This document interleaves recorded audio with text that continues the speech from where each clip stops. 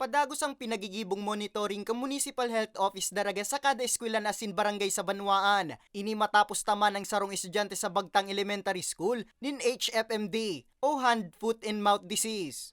Sigun kay Nurse Maria Victoria Conda, ang nasambit na helang, sarong klase ning virus na posible asin makaskas na makaulakit na minadurar sundo 7 aldaw, alagad mas maray na maagapan tulos. Kaya patanid ni Conda, in kason makamati ni mga sintomas, arog kang kalintura, kulog ning lawas, asin pagsusuka, tulos ining ipakonsulta.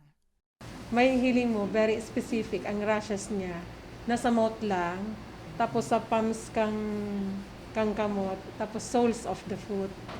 Yan. Diyan lang, specific. Hindi siya generalized. So, hand, foot, and mouth disease, kaya siya tinawag. No. Ang signs and symptoms niya, makikita natin, skin rash. Doon nga sa sinabi ko, minsan sa loob ng bibig, dyan nagsisimula. Kasi yan yung mucous membrane. And usually, it's caused by a virus. Magiging delikado siya kung sa baby, halimbawa si baby, nagtubo siya sa mucous membrane. So may feeding difficulty na siya. Hindi siya makakakain, hindi siya makakainom. Pwedeng ma-dehydrate si baby. So magiging secondary na yung cause.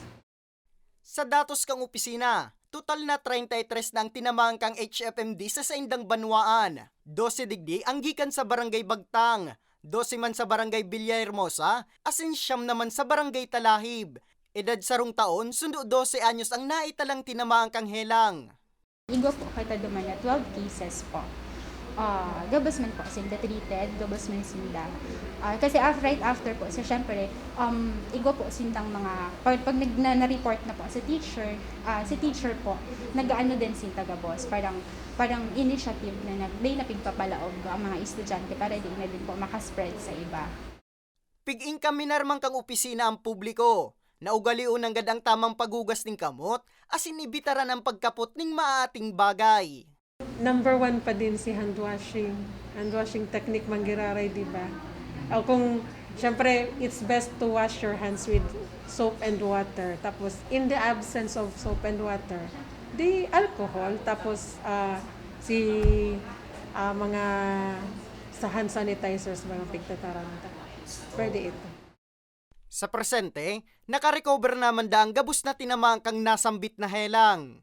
Para sa mga istoryang tatak Bicol, Numer Corporal.